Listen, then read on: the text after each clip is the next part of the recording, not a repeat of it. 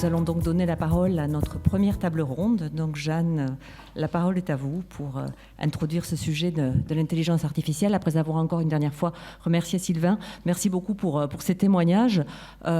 Si je peux me permettre, on peut peut-être inviter le jeune ingénieur d'Airbus à retourner chez Airbus et à y faire des choses. Peut-être pas tout de suite, peut-être pas. Merci encore aussi pour toute l'invitation et tous les appels à l'économie plus collaborative et l'économie du partage que j'ai entendue et qui me semble une voie particulièrement prometteuse pour le futur. Merci beaucoup pour cette introduction. Avant de parler de ce sujet d'IA responsable qui nous amène aujourd'hui, je vais introduire nos participants à la table ronde. Donc, premièrement, Lucie Finet, directrice adjointe de la French Tech. Ensuite, on a Gwendal Billan, président d'Actionnable. Julie Ravillon, qui est Chief Sustainability Officer de Salesforce. Maître Aurélie Klein, donc, en charge des activités numériques au sein du cabinet FIDAL. Et puis Kelly Kirsch, directeur ESG chez ESG AI. Avant de donner la parole aux participants, je souhaitais revenir sur la notion d'IA responsable, parce que c'est une notion qu'on entend beaucoup aujourd'hui, et c'est une notion qui finalement est double. On a d'abord la notion d'IA responsable, donc l'IA en tant que telle est responsable, le système d'IA est développé et utilisé de manière responsable. Et puis, on a cette deuxième notion qui est l'IA poursuit un but responsable, et c'est surtout cette deuxième notion dont on va parler aujourd'hui. Rapidement, si je reviens sur la première notion, donc l'idée c'est d'avoir une IA qui soit explicable, ou du moins qui produit des résultats explicables, qui soit transparente, sur laquelle on puisse avoir un contrôle, ou du moins que l'humain puisse avoir un contrôle. Et cette IA-là, elle nécessite des process, elle nécessite qu'on puisse documenter comment elle fonctionne d'un point de vue technique, mais aussi d'un point de vue fonctionnel. Elle nécessite qu'on puisse faire des analyses de risque notamment, mais elle nécessite surtout une gouvernance. Et ça, c'est un point important. C'est un sujet qui est très transverse. Dans les organisations, on a un petit peu tout le monde qui participe à ces sujets-là. On a le juridique, on a les achats, on a la DSI, on a l'innovation, on a la data. Et toutes ces fonctions-là, elles ont un rôle à jouer. Et c'est là la difficulté de cette thématique d'IA responsable. C'est vraiment de faire en sorte que tout le monde soit sur la même longueur d'onde et qu'on trouve un consensus finalement entre gestion des risques, entre durabilité, entre conformité et entre innovation. Et donc ça, c'est vraiment un point crucial pour avoir un dispositif d'IA responsable qui soit pérenne dans le temps. C'est d'arriver à mettre tout le monde autour de la table pour construire un dispositif qui soit pérenne. Deuxième partie d'IA responsable, et c'est, comme je le disais, celle qui va particulièrement nous intéresser aujourd'hui, c'est on a une IA, on a des cas d'usage qui poursuivent un but responsable, un but de durabilité, un but lié à l'écologie. Et ce cas-là, finalement, c'est d'abord choisir les bons cas d'usage, on reviendra dessus par la suite. C'est aussi choisir les bons modèles, choisir les bons outils avec des indicateurs qui soient clés, qu'on puisse suivre d'un point de vue écologique. Et nous, chez Bartol, au sein de notre cabinet, c'est vraiment un point important auquel on tient, c'est mettre en place des indicateurs de suivi sur toutes nos missions, sur la durabilité, sur l'impact écologique, sur l'impact sociétal lié à l'utilisation. Donc voilà, c'était ma petite introduction sur la notion d'IA responsable. Maintenant, on va pouvoir rentrer un petit peu plus dans le cœur du sujet. Et je vais d'abord commencer par poser une question à Lucie Finet, donc de la French Tech. Quel est le rôle finalement de la French Tech quand on parle d'IA responsable et notamment en rapport avec les Green Tech ? Oui, donc peut-être un micro-rappel sur ce qu'est la French Tech. Donc la mission French Tech, on est une administration du ministère de l'économie et notre rôle, c'est vraiment d'animer et de soutenir l'écosystème des startups françaises pour sa croissance aussi bien en France qu'à l'étranger. Donc voilà, on a vraiment et on s'appuie bien sûr sur notre action sur tout un réseau en France et à l'étranger d'associations d'entrepreneurs justement pour soutenir les écosystèmes locaux et que l'innovation et la tech, ça soit pas seulement à Paris, à Bercy et à Station F. Donc ça, c'était un propos introductif. Pour la partie des Green Tech, ça fait vraiment partie des entreprises les plus nombreuses qu'on accompagne. On a 2 programmes d'accompagnement phares à la mission mission French Tech.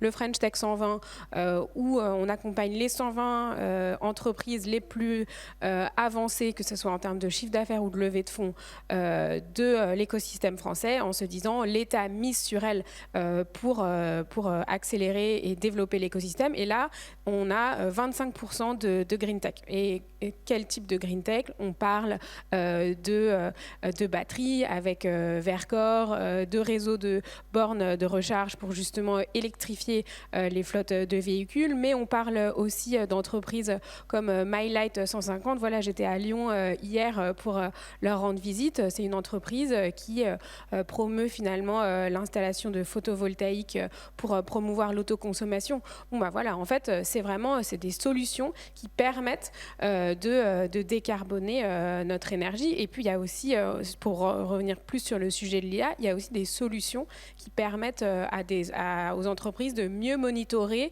leur émissions carbone. Je pense bien sûr à Sweep, qui est vraiment en train d'exploser, mais aussi à des entreprises comme Calisteo, plus sur la partie industrielle. Donc en fait, on voit qu'il y a des solutions françaises qui se mettent justement au service de ce sujet de la transition écologique et de la décarbonation. Et notre rôle vraiment à la mission French Tech, c'est de les soutenir, de les aider dans leur développement et de les mettre en avant. Et aussi parce qu'on sait qu'aujourd'hui, le contexte de financement n'est pas celui qu'on pouvait avoir il y a 2 ou 3 ans. Et donc, vraiment les aider aussi à trouver des clients, à faire du business. Pour résumer, aussi bien auprès des acheteurs publics que des acheteurs privés auprès des grands comptes. Et je pense que, pour revenir sur ce que disait Sylvain avant, il y a vraiment un enjeu de se dire que la RSE peut être vraiment un aspect de compétitivité et qu'aujourd'hui, les solutions françaises des startups et des PME innovantes peuvent être des leviers justement pour augmenter la compétitivité. Et ça, couplé aussi à l'IA qui permet d'augmenter la compétitivité de manière plus globale des entreprises. Parfait, merci beaucoup pour ces précisions. Petite question pour Gwendal. Quel serait finalement le kit de départ pour une IA frugale? On souhaite mettre en place de l'IA frugale. Quel est le kit de départ? Bonjour à tous, merci pour l'invitation. Donc moi je suis Gwendal Bihan, je dirige et j'ai cofondé Actionnable. Donc nous on est spécialisé sur les sujets de durabilité et d'IA, et ce qui est un peu du coup schizophrène, parce que aujourd'hui les entreprises elles ont un peu 2 injonctions qui sont à la fois en adhérence forte mais quand même un petit peu contradictoires. C'est à la fois je veux accélérer sur l'IA, mais je dois aussi accélérer sur l'impact, sur la décarbonation, etc. Et donc c'est pas toujours très simple. Et nous on a construit du coup ce qu'on fait nos actifs autour de ces 2 enjeux. Et donc sur les enjeux plutôt de durabilité, on va travailler par exemple dans le nucléaire sur la prédiction d'arrêt des usines d'Orano par exemple avec de l'IA. Mais attention, l'IA ne fait pas tout. Enfin, malheureusement ou heureusement, l'IA ne va pas faire que les centrales qui sont à l'arrêt actuellement, parce qu'il fait trop chaud, vont s'arrêter. Donc il faut être aussi lucide sur le fait que l'IA, c'est une composante. On travaille aussi sur la détection des espèces envahissantes sur les chantiers. Il y a des choses à faire derrière aussi, quoi. Voilà. Et petite pub au passage pour l'ADEME d'ailleurs, parce que la solution qu'on a développée, on a obtenu un gros financement de l'ADEME il y a 3-4 ans maintenant. Donc merci l'ADEME pour ça. Et sur le volet de l'IA frugale, nous on s'appuie beaucoup sur notre certification qu'on a obtenue il y a 5 ans maintenant par le LNE, qui permet de normaliser un peu la façon dont on fait de l'IA, quoi. Et le kit de départ, pour moi, ça doit être vraiment se former. Le conseil, ce serait vraiment de se former. On voit qu'entre ce qu'on peut voir dans les chartes d'IA responsable, etc., qu'on fait beaucoup. J'adore les chartes, mais ça doit être la première étape, quoi. Et donc surtout, formez-vous derrière, mesurez, parce que ce qui est compliqué avec l'IA, c'est de mesurer. Et aujourd'hui, nous, on nous paye pour mesurer l'empreinte carbone des IA. C'est pas simple, parce que les hyperscalers, les Azure, les AWS, etc., et même malheureusement encore Mistral, désolé, jouent pas forcément le jeu de communiquer les informations un peu nécessaires, pas encore, mais peut-être qu'on va y arriver. Et donc, mais néanmoins, ça ne doit pas empêcher de déjà poser un premier point de départ, comme quand vous faites un bilan carbone dans une entreprise. Au début, vous avez un proxy, vous utilisez du monétaire. Vous savez que c'est un peu approximatif, mais au moins vous avez un point de départ. Sur l'IA, c'est un peu pareil. C'est pas parce que c'est compliqué, c'est pas parce que vous n'avez pas toutes les données que vous ne devez pas commencer. Donc, formez-vous, mesurez, et puis testez, itérez. Osez l'IA, ça n'a pas été dit, mais j'ai vu ça pas mal là, sur les réseaux ces temps-ci. Voilà, ça ne va pas être une voie magique, ça ne va pas tout faire, mais je pense qu'il faut oser, itérer, et puis accepter de se tromper, et puis parfois renoncer, mais parfois aussi avoir de belles réussites, comme ça a été dit dans la French Tech du côté des startups, et dans les grands groupes aussi, on voit de très belles choses. Voilà, vraiment au cœur du métier, au cœur des processus industriels, au cœur des processus aussi assurantiels. Les assurances, par exemple, en assurance dommage, sont très très touchées, très impactées par le changement climatique. Et là-dessus, l'IA peut être une composante qui aide à mieux comprendre comment ça va se comporter un portefeuille assurantiel en 2030, par exemple, sur des phénomènes de retrait-gonflement des argiles ou d'inondations qui ne sont pas simples à modéliser, parce qu'on ne peut plus trop s'appuyer sur des approches statistiques. Donc voilà, on m'avait demandé aussi de donner quelques exemples un peu concrets et de respecter le cahier des charges de timing, et avec plaisir pour répondre aux questions. On pourra voir à la fin pour les questions. Alors, vous avez parlé beaucoup de facteurs clés de succès, notamment de la formation, de la mesure. Est-ce que vous avez rencontré des freins dans les différents projets auxquels vous avez pu participer, et comment vous êtes allé au-delà de ces freins-là, justement ? En fait, les freins, ils vont beaucoup dépendre des entreprises. Quand vous êtes une banque et que l'empreinte carbone du numérique, c'est 30 ou 40% parfois, du coup, oui, l'empreinte carbone de l'IA, ça peut être un sujet. Quand vous êtes un transporteur, un énergéticien, un industriel, etc., et que l'empreinte carbone de l'IA est epsilonesque, c'est plus compliqué. Donc déjà, il y a un sujet d'accepter un peu de choisir ses batailles. Et après, je pense qu'il y a beaucoup aussi de mythes, de choses qu'on peut voir, de désinformation malheureusement. Et donc encore une fois, ce qu'il faut, c'est pragmatiser, revenir à des exemples concrets, donner des outils aussi pour dire, pour lever ce frein-là, le meilleur moyen, c'est que dès le lendemain, après la formation, on met à disposition un lien avec une petite calculette ou des choses comme ça qui permettent déjà de faire en entreprise déjà des premières choses. Et ça, c'est le meilleur moyen sur le terrain de lever les freins. Et puis bien sûr, par le haut, il faut aussi qu'il y ait des prises de conscience, sinon il ne se passera rien, quoi. Parfait, merci beaucoup pour ces précisions. Je vais donner la parole à Julie, Julie Ravillon de Salesforce. Donc Salesforce, vous proposez des outils finalement à beaucoup d'entreprises. Quelle est votre stratégie par rapport à l'ESG ? Comment vous intégrez tout ça dans les solutions que vous proposez ? Déjà, merci pour l'invitation. Oui, quelques mots quand même sur Salesforce. Donc, c'est le numéro 1 mondial du CRM, de la gestion de la relation client, le numéro 2 mondial donc, des logiciels d'entreprise.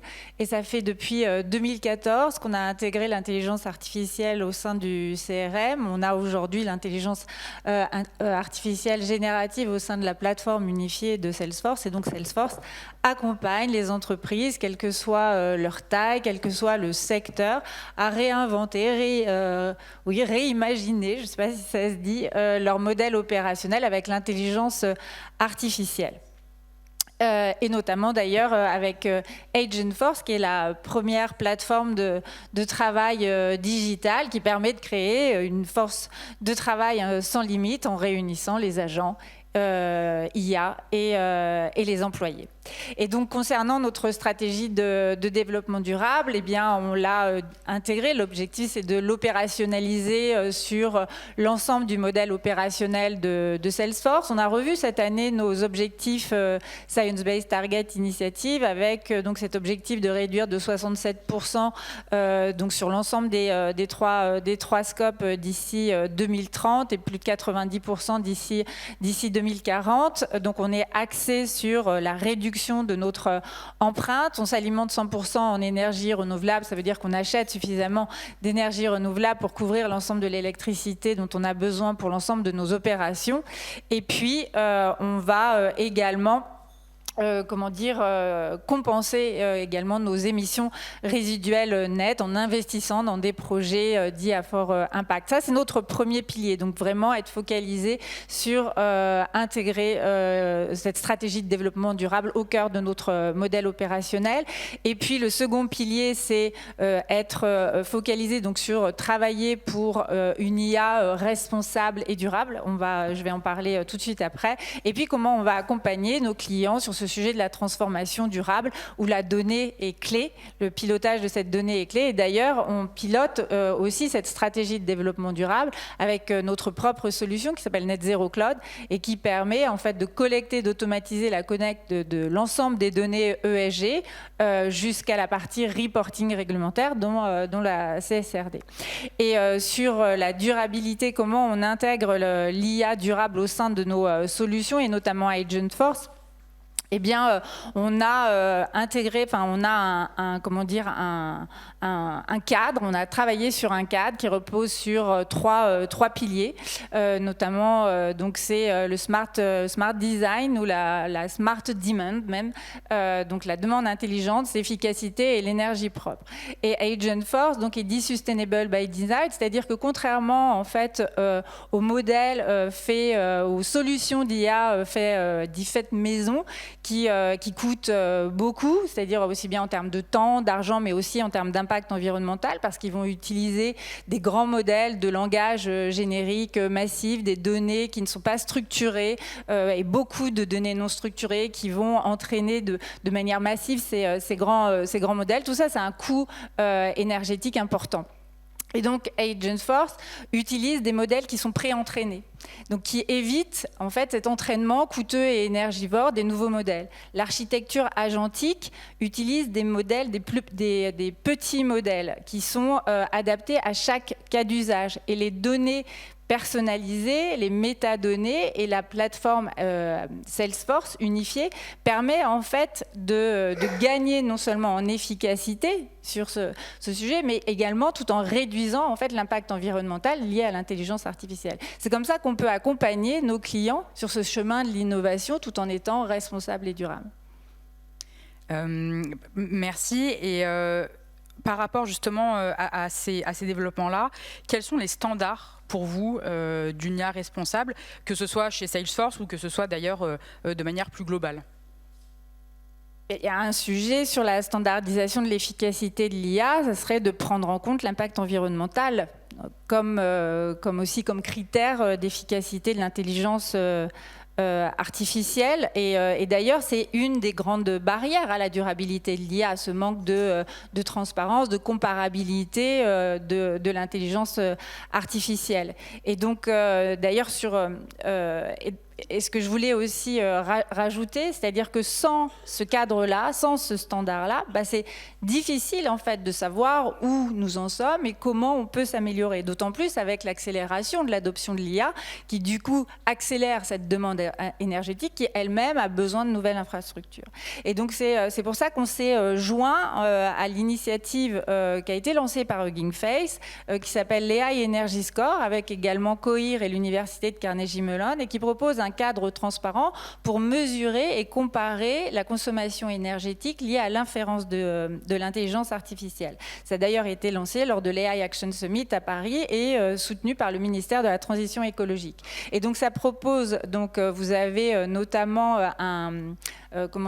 l'accès à plus de 166 modèles d'IA qui ont été mesurés et donc avec accès à cette comparaison. Vous avez un portail pour également en soumettre davantage. La mesure a été faite sur les 10 tâches les plus courantes de l'intelligence artificielle. Et donc ça permet non seulement d'avoir accès à pouvoir comparer ces modèles, parce que jusqu'à présent, on n'avait pas accès à ces données-là sur les modèles d'intelligence artificielle, surtout les modèles propriétaires. Et d'ailleurs, Salesforce est une des premières entreprises à avoir calculé et divulgué la consommation énergétique de ces modèles propriétaires. Donc c'est en ce sens-là où la collaboration, d'ailleurs, entre le public, le privé, l'ensemble en fait des acteurs de ce secteur est essentiel. Merci beaucoup pour toutes ces précisions. Alors, Maître Aurélie Klein, donc vous êtes en charge des activités numériques chez Fidal. Fidal a développé sa solution d'IA. Est-ce que vous pouvez nous présenter déjà cette solution et nous en dire un petit peu plus ? Tout à fait. Alors, je suis en charge de l'innovation digitale au sein du cabinet, mais également avocat spécialiste en données. Donc, j'avoue que j'ai la double casquette qui est bien utile sur ces sujets. Alors, s'agissant de Fidal IA, donc, on l'a lancé en janvier de cette année, c'est une IA spécialisée. Donc, un outil au service des avocats et des assistantes et assistants.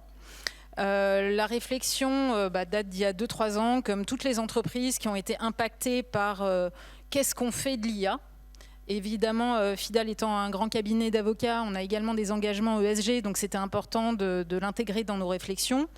Il y a aussi une réflexion quant à la pertinence des outils sur étagère, propriétaires, avec l'effet baguette magique qu'on peut attendre dans les métiers intellectuels, qui peut avoir d'ailleurs des incidences très fortes en matière de responsabilité pour notre métier.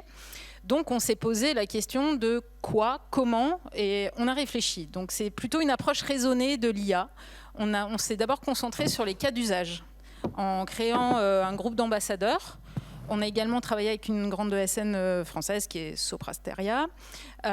Et on a réfléchi, on a coworké, on a mélangé nos compétences et on a essayé de se comprendre et de parler la même langue, ce qui n'était pas au départ évident, mais ce qui s'est révélé être très riche par la suite.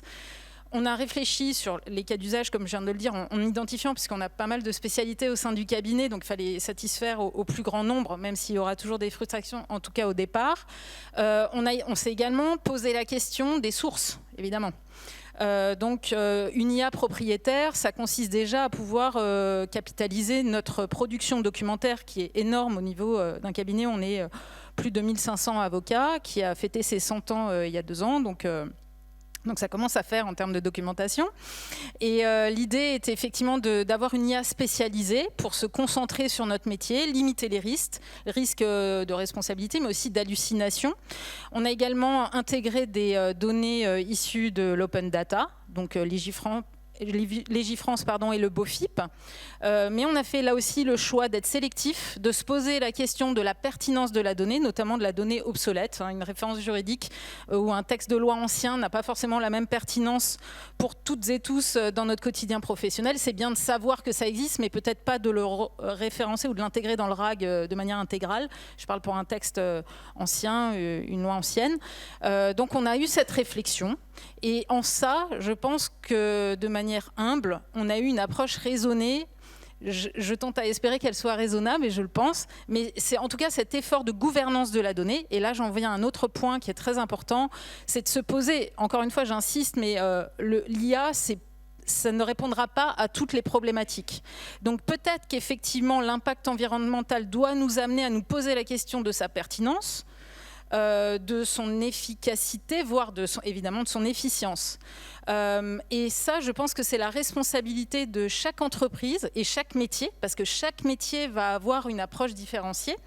Et avoir cette réflexion en amont, je pense que ça, c'est vraiment mettre en place cette fameuse gouvernance, réfléchir ensemble et pas se jeter, si je puis dire, sur des solutions sur étagère en se disant ça va résoudre tous nos cas d'usage, ou alors les autres font comme ça, on doit faire de la même manière. Donc je pense que c'est vraiment vertueux. J'y ajouterai aussi un texte qu'on a parlé de l'IA. Le IA Act, il y a également le RGPD qui impose un principe de minimisation. Et si on l'applique effectivement à la question de l'IA, ça peut être intéressant là encore d'avoir certes moins de données en quantité, mais d'avoir des données plus pertinentes. Et là encore, je pense que c'est il faut essayer, comme on l'a dit précédemment, il faut tester. Peut-être qu'il y aura des déceptions, mais ces déceptions devront amener à des réflexions du type peut-être que l'IA là est moins bonne que nous à date. Donc, privilégions l'humain. Et je pense qu'on a toutes et tous besoin de s'entendre dire ça également par rapport à une notion de légitimité professionnelle.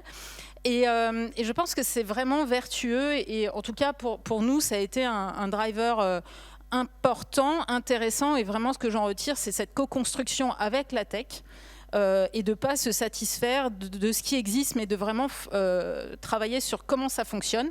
Et je rejoins mon collègue qui évoquait la sensibilisation. Je pense que les gens doivent comprendre comment fonctionne l'IA. Tant qu'on n'a pas compris comment ça fonctionne, effectivement, on brûle du gaz pour rien ou pas grand-chose. Je lisais un peu en préparant cette table ronde le coût énergétique de se générer un starter pack. Effectivement, ça a été le grand jeu sur les réseaux sociaux il y a quelques mois. Ça consomme autant d'énergie que de charger de manière intégrale son téléphone mobile. Donc c'est quand même pas neutre, surtout si on démultiplie ça par le nombre de personnes qui l'ont fait. Voilà, c'est conscientiser les personnes et puis encore une fois, de ne pas se jeter bien en tête sur l'IA. Il faut réfléchir et agir de manière raisonnée. Merci. Je souhaiterais juste revenir sur un point que vous avez évoqué qui était particulièrement intéressant sur finalement le fait de ne pas avoir forcément choisi un outil qui soit baguette magique pour un outil qui soit plus inscrit dans la durabilité et on va dire aligné avec des notions et des envies écologiques. Est-ce que quand vous avez fait ce choix-là, vous avez rencontré des freins en interne? Est-ce que ça a été compliqué de faire ce choix-là? Alors, je vais scinder votre question en deux questions complémentaires. La première question, effectivement, on a quand même une petite baguette magique dans l'outil, c'est pour améliorer le prompt. Donc, on a des fonctionnalités au sein de l'outil qui sont censées être baguettes magiques. Un point que je n'ai pas abordé, c'est la notion de travail collaboratif, ce qui n'est pas dans l'ADN même d'un cabinet d'avocats. Mais on souhaite travailler de manière collaborative. Typiquement, on a une fonctionnalité de bibliothèque de prompts pour mutualiser les prompts. Ça baisse quand même la consommation énergétique de l'utilisation et de l'usage de l'IA. Donc on a ces fonctionnalités, on a aussi une fonctionnalité d'anonymisation automatisée des documents et de travail en groupe par thématique pour essayer de concevoir une bibliothèque de prompts. Donc ça c'est pour la première question, c'est l'intérêt et l'attrait de travail collaboratif. Évidemment des freins en interne, il y en a et il y en aura toujours dans n'importe quel métier. Je pense qu'il faut éviter la polarisation du débat sur l'IA avec les 100% pour et 100% contre. Moi, je me méfie beaucoup des 100% contre parce que c'est ceux qui vont pratiquer ce qu'on appelle le shadow AI de manière complètement pas raisonnable, très souvent, parce que justement, ils savent que c'est pas bien, entre guillemets. Puis nous, on a aussi un souci de confidentialité plus. Donc, évidemment, on privilégie également cet outil interne pour cette raison. Parfait, merci beaucoup pour ces précisions. Je vais passer la parole maintenant à Kelly Kirsch du coup de ESG AI. Et l'idée, c'est plutôt de parler de la donnée. Alors pourquoi la donnée, elle est cruciale dans la stratégie ESG et finalement, comment l'utiliser correctement? Écoutez, je vais permettez-moi de vous présenter ESG AI, comme ça vous allez comprendre un peu. Nous sommes une entreprise française et canadienne. Et nous sommes en partenariat avec le London Stock Exchange Group. Nous avons développé une plateforme qui révolutionne la collecte, l'analyse, la gestion, le reporting et la notation des données ESG et surtout pour les PME. C'est ça en fait, c'est pas un secret, les PME, c'est un problème pour collecter des données. Et là, en fait, on voulait avoir une plateforme qui fait tout et qui est liée à une grande échange de données à ESG, comme le London Stock Exchange Group. Et on est aligné avec tous les cadres mondiaux, la CSRD, la TCFD, GRI, etc. Et en fait, la plateforme est vraiment, ça simplifie des choses. Il y a plein de choses qui sont très compliquées à utiliser. La plateforme est très simple à utiliser. Et les PME, en fait, ils n'ont pas l'argent des grandes banques ou des grandes institutions. Et c'est pour ça, en fait, la plateforme de base, en fait, on va offrir gratuitement à tous les PME qui le veulent. Et après, il y a des abonnements parce que la plateforme utilise l'IA agentique. Et en fait, c'est un agent qui va faire le travail, c'est un utile, hein? Ça ne fait pas le boulot.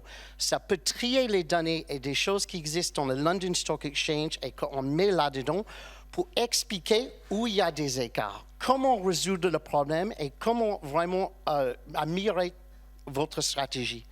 Et en fait, ce qu'on fait maintenant avec un PME en Angleterre qui s'appelle Team Internet, en fait, c'est un PME qui n'a pas de données parce que ce n'est pas une entreprise qui est cotée. En fait, ils sont en train d'obtenir une notation ESG du London Stock Exchange Group, qui c'est la notation Refinitiv, qui va être un B+. Le London Stock Exchange Group avait fait la même chose avec la plateforme qu'on avait créée pour eux. Et en fait, ils ont amélioré leur notation d'un B+ à un A. Donc, ça montre les trous et ça montre ce qu'il fallait faire. Les données sont cruciales. Il ne faut pas que l'Union européenne cède à ce mouvement anti-ESG qui existe. Il y a toutes les juridictions mondiales, en Asie, le Moyen-Orient, Singapour, l'Angleterre. Tout le monde est en train de mettre des règles en place et des reporting qui sont obligatoires dans les ESG. Il y a juste les États-Unis qui est vraiment anti-ESG. Et il ne faut pas qu'on cède ça. Et en fait, les données ESG, ça montre, en fait, ça améliore la performance d'une entreprise. C'est un avantage à tout le monde qui utilise. Et les PME, s'ils ne sont pas soumis à un reporting obligé, c'est bien parce qu'ils sont enlevés de la crainte d'une amende. Mais par contre, s'ils veulent garder leur avantage concurrentiel avec les grosses entreprises avec qui ils travaillent, il faut qu'ils fournissent des données ESG aux grandes banques. S'ils veulent des produits comme des empreintes vertes ou des lignes de crédit, il faut qu'ils donnent ça s'ils vont fournir, par exemple, du coton à Dior. Dior est obligé de faire un reporting ESG. Si une petite entreprise n'a pas un moyen pour produire ces données, ça va être très, très difficile. L'IA qu'on utilise, et on va intégrer Mistral là-dedans, donc on va utiliser l'IA français en fait, et en fait, ça va aider à faire la collecte des données pour vérifier ça. En fait, ça aide des petites entreprises de faire ça, et comme ça, ils peuvent produire leur propre reporting. Et s'il y a un PME qui veut avoir une notation ESG comme les grandes entreprises, ils peuvent envoyer toutes ces données, les publier eux-mêmes, envoyer ça au London Stock Exchange qui va vérifier tout avec toutes les informations et ils vont donner une notation jusqu'à ce qu'ils donnent des notations pour les grosses boîtes. Donc en fait, pour vous, notamment la directive Omnibus qui est venue en avril dernier mettre un coup de frein et même un retour en arrière d'un point de vue réglementaire sur la réglementation en lien avec l'écologie, finalement, c'est pas quelque chose à prendre en compte pour les entreprises, ou du moins, c'est pas un frein qui doit impacter la mise en place d'une stratégie ESG.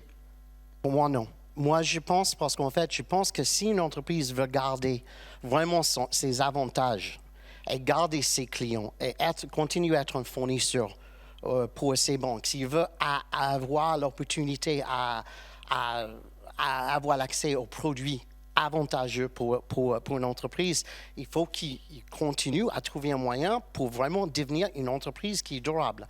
Même pour les petites entreprises. J'ai entendu plusieurs, dans les sessions avant, il y avait des gens qui en parlaient pas mal des PME. Et en fait, ils posaient plein de questions, mais nous, on n'a pas assez d'argent et tout ça. C'est pour ça qu'on a trouvé une solution. La plateforme de base où ils peuvent voir leurs données, comme c'est leurs données, c'est gratuit. C'est gratuit de London Stock Exchange, c'est leurs propres données.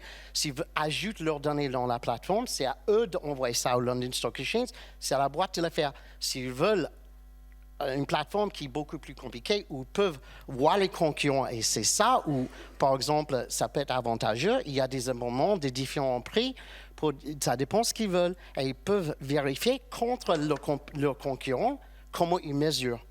Et en fait, l'IA, ça va aider. On peut demander l'IA agentique dans la plateforme, disent comment je compare à mes concurrents, et on peut donner les noms ou les meilleurs dans le secteur.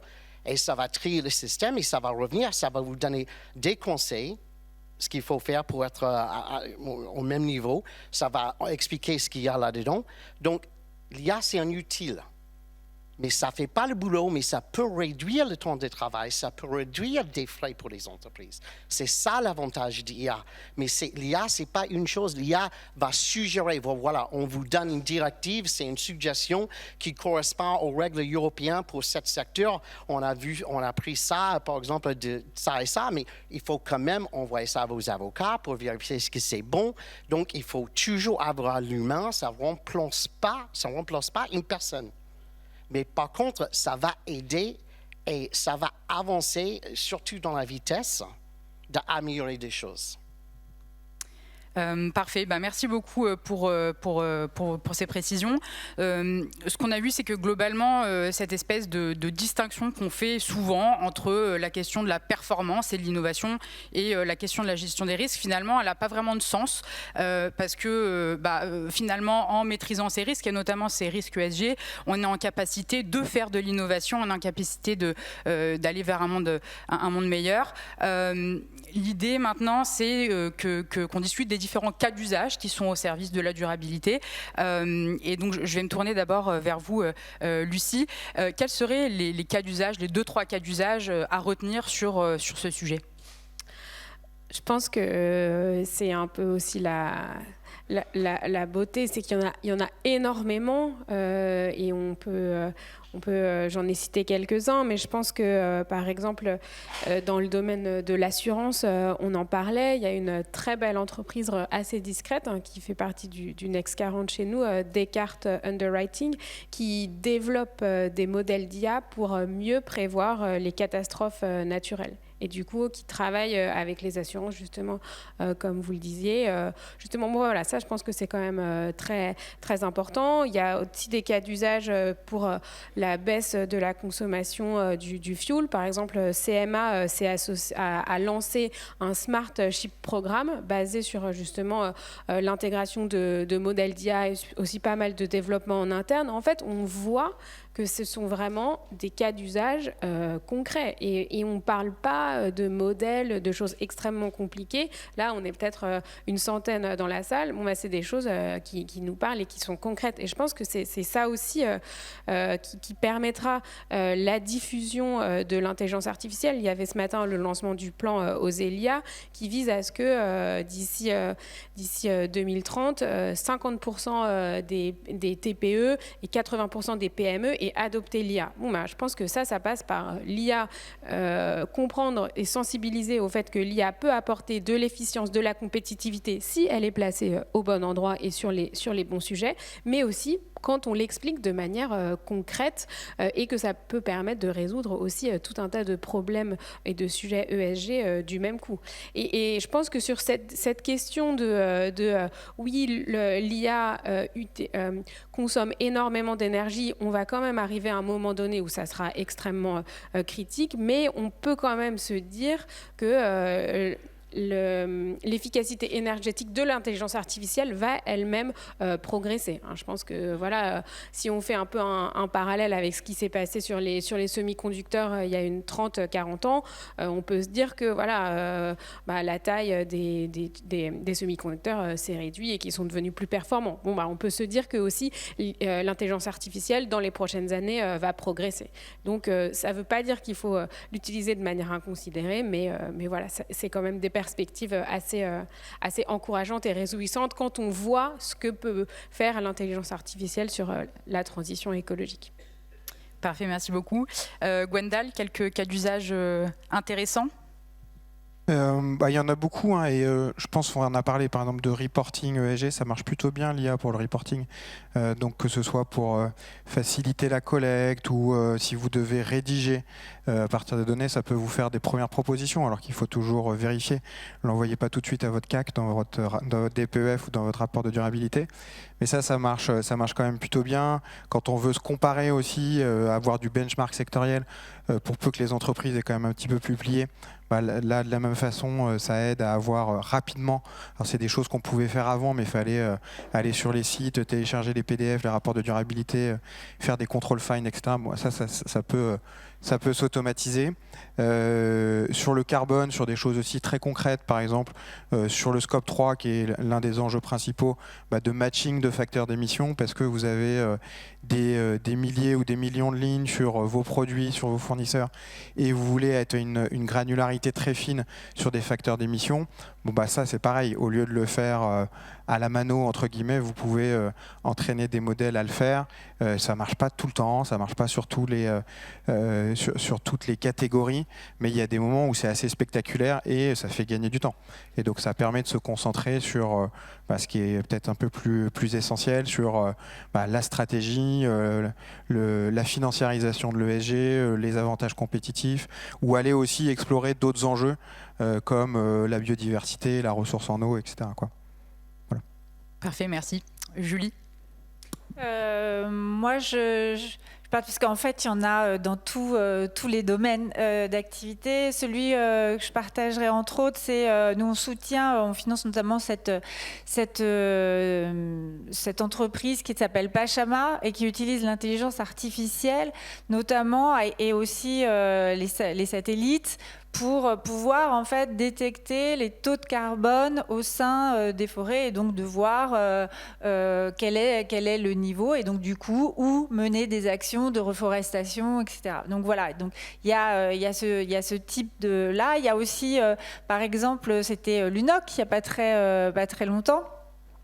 Et donc il y a aussi cette plateforme avec Aura donc qui utilise entre autres notre technologie et qui facilite en fait le matching entre les investisseurs notamment sur des projets et des crédits carbone bleus et les projets en question. Donc ça va permettre d'identifier en fait les profils des investisseurs avec les projets en l'occurrence à financer. Et il y en a un aussi que j'aime bien et je terminerai par ça puisque c'était justement l'UNOC il n'y a pas longtemps et là c'est notamment donc c'est un projet qui est notamment en étude par le laboratoire de sciences vraiment dédié à l'océan de Marc Benioff, qui est aussi le patron fondateur de Salesforce, qui va analyser avec l'intelligence artificielle les zones où vous avez notamment des baleines, des requins, etc., qui en fait, à cause des transports maritimes, en fait, meurent beaucoup, et ça cause d'énormes dégâts. Et donc on va utiliser en fait à partir de drones et capter cette donnée-là, en fait la distance entre le fameux bateau et la zone en fait des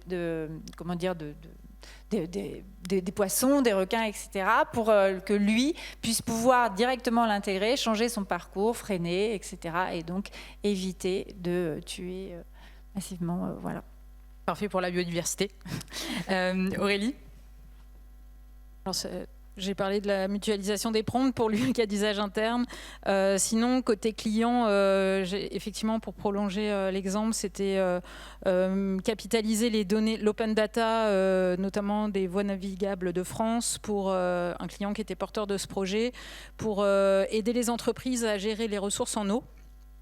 Par exemple, dans la papeterie, on a un fort besoin en alimentation d'eau. Donc, c'est la capitalisation de l'open data et sur cette partie valorisation de la donnée là où elle existe. Effectivement, je pense que c'est aussi vertueux en termes énergétiques de ne pas réinventer la roue et de tirer profit grâce à l'IA de l'analyse de cette énorme volumétrie de données. Et l'autre cas d'usage, toujours avec une valorisation de la donnée, c'est plutôt dans le marketing digital où on voit beaucoup de cas d'usage, avec peut-être un shift beaucoup plus serré sur la qualité de la donnée et pas la quantité, alors qu'on a eu beaucoup à parler par exemple, le CRM devait avoir le plus de lignes possible, peu importe si la donnée était obsolète. Là, c'est la qualité de la donnée, donc il y a des outils qui sont très performants, assez peu gourmands en données personnelles, ça je tiens à le souligner, et qui sont hyper efficaces en termes de targeting. Voilà. Parfait, merci. Kelly? J'avais déjà parlé de Team Internet, mais on a aussi, c'est surtout pour la mise à jour des données. En fait, l'IA est capable de scanner des rapports qui sont publiés et qui sont vérifiés par la Commission européenne, par exemple, et dire ce qu'il y a manquant comme écart. Et ça, c'est important parce qu'en fait, les données ESG qui sont achetées par des gestionnaires d'actifs, des banques, ça vient des compagnies comme le London Stock Exchange. Et donc, les IA, ça permet de regarder et visualiser des données qui sont manquantes là-dedans et qui sont peut-être incorrectes parce que quand même, il y a des êtres humains, ils font des erreurs. Mais quand tu as un algorithme ou une IA qui va scanner un rapport et qui regarde, c'est capable de vous dire ce qu'il y a par là-dedans. Si on regarde, si on veut faire les liens financiers, mais le marché d'investissement ESG, c'est en 2024, c'était quoi, 24 milliards d'euros. Et d'ici à 2034, c'est censé être 167 milliards d'euros. Donc, d'avoir les données qui sont manquantes là-dedans, c'est pas génial.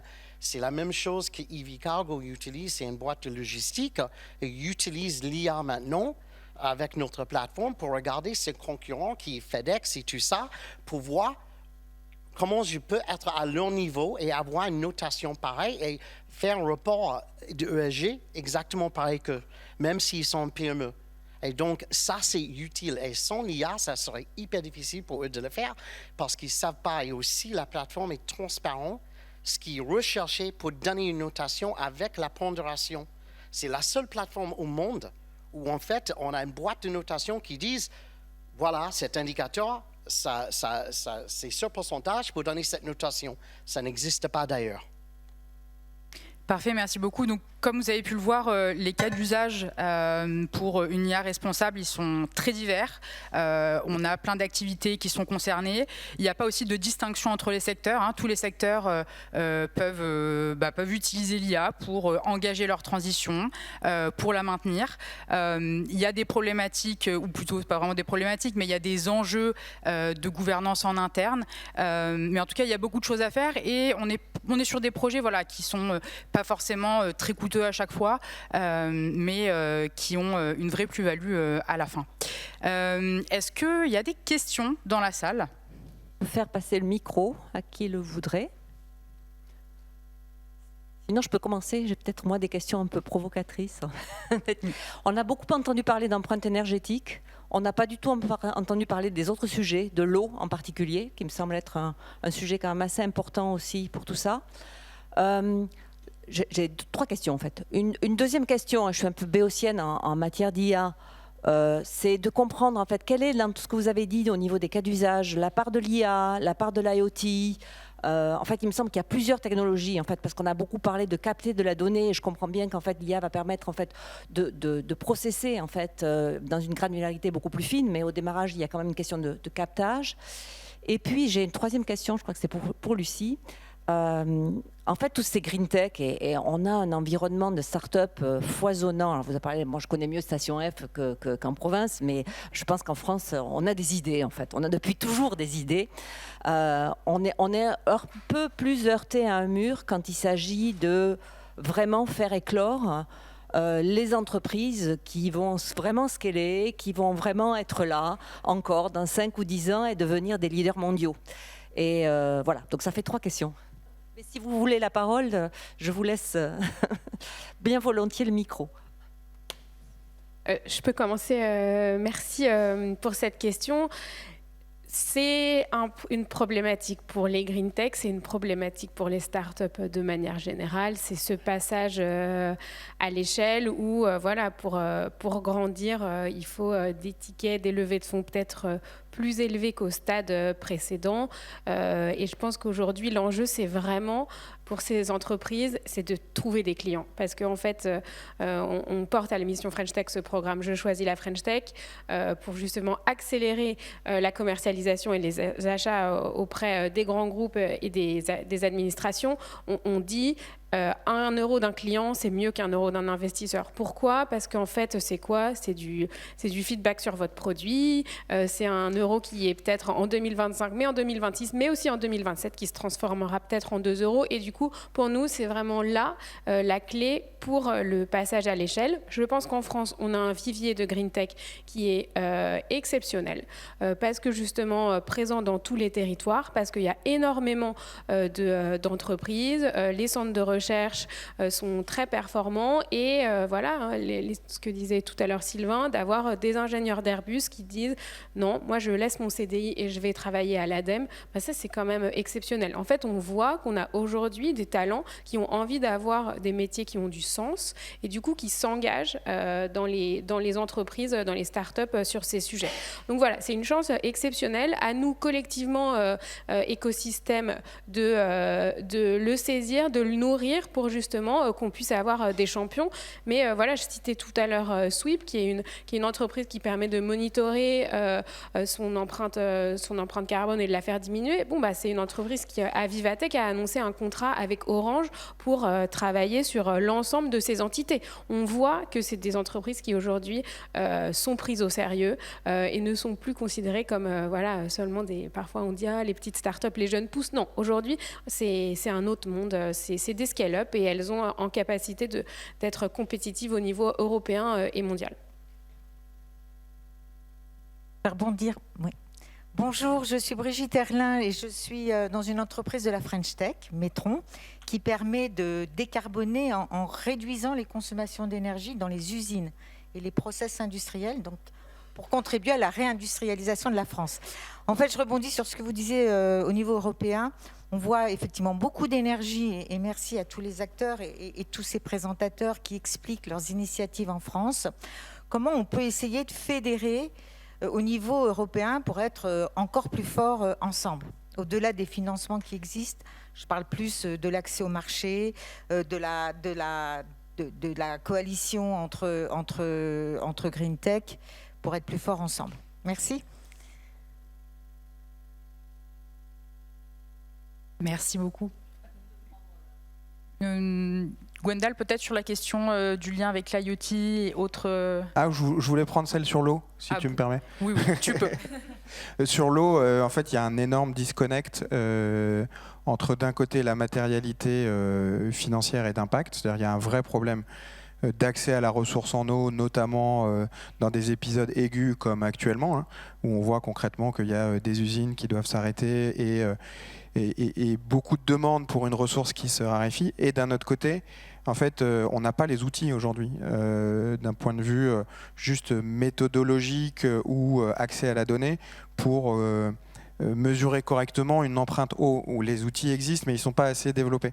Et donc on rêverait que les ACV, les empreintes produits, etc., au-delà du carbone, aillent du coup chercher notamment l'eau, l'acidification des océans, etc. Il y a beaucoup d'autres enjeux. Mais déjà que sur le carbone, c'est pas toujours très simple. Malheureusement, je pense qu'on n'y est pas tout de suite. Donc, je pense qu'on aura besoin peut-être d'un petit coup de pouce réglementaire ou autre pour que la donnée et la mesure se développent. Voilà. Après, moi, je peux peut-être ajouter sur ce sujet, parce que c'est vraiment l'ensemble en fait de nos clients nous demandent aussi également cette donnée eau en plus de celle de l'empreinte carbone. Donc c'est vrai qu'il y a un sujet d'accès à la donnée. Nous, ça fait partie de notre plan d'action de l'intégrer. Ce qui va être donc en l'occurrence nous, c'est par rapport au data center. Donc pour ceux qui sont ce qu'on appelle en first party, en colocation, donc on peut avoir accès à cette donnée et du coup la rentrer dans nos reporting. Ce qui est plus dur, c'est pour ce qu'on appelle le third party, et quand on est sur le cloud public, effectivement d'avoir accès à ces données. Mais c'est un travail sur lequel on est plusieurs acteurs. C'est aussi d'intégrer ça dans sa stratégie, notamment sur l'IA. Donc, c'est de faire en sorte d'entraîner les modèles sur des data centers qui, bien sûr, peuvent s'approvisionner en énergie renouvelable, mais également où les zones hydriques ne sont pas dites en stress. Voilà, c'est aussi de travailler avec des partenaires sur l'optimisation de ces data centers. Il y a beaucoup d'innovations dans ce secteur-là, justement pour réduire leur consommation également en eau, qui est due notamment au système de refroidissement. Donc voilà, donc il y a, juste pour dire que c'est un travail sur lequel on est tous, ça avance heureusement et ça avance vraiment dans le bon sens. Aurélie, vous souhaitiez rajouter quelque chose ? Oui, enfin sur la question IoT, IA, effectivement, pour dézoomer un petit peu, on a parlé de l'IA Act, j'ai évoqué rapidement le RGPD. Ce matin, je faisais un webinaire sur le paquet data de la Commission européenne, et peut-être c'est important de resituer toute cette réglementation qui est là pour encadrer, mais aussi motiver, dynamiser l'Union européenne, les acteurs économiques européens, en protégeant nos données, en valorisant les initiatives durables et raisonnables, données, à protéger les données à caractère personnel aussi.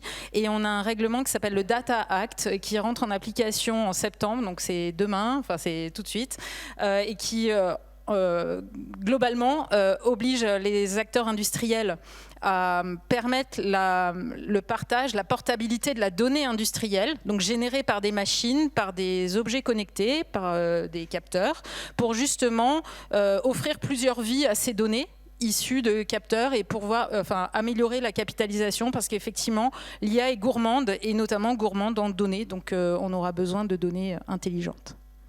Je rebondis rapidement. C'est vrai qu'on a souvent tendance à penser que la réglementation, elle est là pour freiner un petit peu toutes ces démarches-là. Si je prends l'exemple de l'IA Act, donc, qui commence à rentrer en application progressivement, on a tendance à penser que c'est un gros frein dans l'innovation, alors que finalement, on a une obligation d'explicabilité des modèles, et avoir un modèle qui soit explicable, c'est surtout avoir un modèle qui est performant, parce qu'on sait comment il fonctionne, on a la capacité de le comprendre, de le maîtriser derrière, et donc finalement c'est avoir un process au final qui soit pérenne et opérationnel. Donc cette distinction, et c'est très en lien avec le retour en arrière par exemple d'Omnibus, de se dire la réglementation c'est un frein, dans les faits c'est pas forcément vrai, et au contraire sur certains points ça peut même être un levier de performance. Voilà. Est-ce que oui? Je peux ajouter une chose. En fait, le IA Act, est-ce que l'IA va transformer notre société dans une façon, mais équivalent à un ordinateur? Mais d'avoir ça sans aucune réglementation est la folie totale. Le IA Act n'est pas si restreint que ça. En fait, c'est assez général si on le lit. C'est pas très restreint, c'était fait comme ça exprès. Si on écoute, pour revenir aux États-Unis, qui ne veut absolument rien du tout, qu'est-ce qui se passe quand on n'a aucune réglementation? La crise de 2008. Ils mettent la réglementation, ils enlèvent ça. Il y a des banques qui tombent encore. Aucune réglementation, ce n'est pas une bonne idée. On a la tendance, en Europe, c'est vrai, de mettre trop de réglementation en même temps. Il faut trouver un équilibre quelque part. Et je crois qu'en fait, il faut vraiment juste trouver vraiment le bon chemin. Voilà. Je trouve ça très intéressant ce que vous dites là, parce que c'est vrai qu'on a toujours tendance à regarder la réglementation en disant c'est des entraves, c'est des freins à l'innovation. Alors oui, si elle n'est pas intelligente, la réglementation, ça peut être ça. Mais la réglementation, une réglementation un peu stable, c'est aussi un cadre de confiance. Et le business, pour tourner, il a besoin d'un cadre de confiance. Donc je pense qu'il faut un peu rectifier cette vision-là des choses aussi. Il ne s'agit pas d'empiler des choses bureaucratiques, hein, on est bien d'accord là-dessus. Moi, je prends l'exemple de la CSRD parce qu'il se trouve que c'est un sujet que j'enseigne, qui me tient à cœur. En fait, je pense que le pire qu'on puisse faire vis-à-vis du monde du business, et vous acquiescerez, je l'espère, ou pas, c'est des en avant, en arrière. En fait, le business, ce qu'il veut, c'est une ligne, une vision claire, savoir quels sont les milestones, où on va, à quel rythme, ne pas leur imposer un rythme démentiel, savoir faire la différence entre une ETI et un groupe du CAC 40, mais néanmoins avoir un horizon et s'y tenir, et marche par marche. Donc en fait, voir la réglementation comme quelque chose aussi qui fait partie de l'infrastructure et qui est là pour aider. Je précise juste un point, l'ADN commun de tous ces nouveaux textes sur la data, c'est l'approche par le risque. Et en fait, je pense que c'est très simple parce qu'on n'a pas les mêmes obligations qui s'imposent de la même manière à toutes les entreprises. Et on parlait de l'IA Act, c'est un règlement produit. En fait, il vise à encadrer strictement, voire à interdire les produits emportant un niveau de risque le plus élevé, mais pas à interdire l'innovation et à une utilisation encadrée de l'IA ou des technologies de manière générale. Bon, je crois que le moment est venu de remercier Jeanne pour la modération et puis tous nos intervenants. Je pense que vous pouvez leur faire un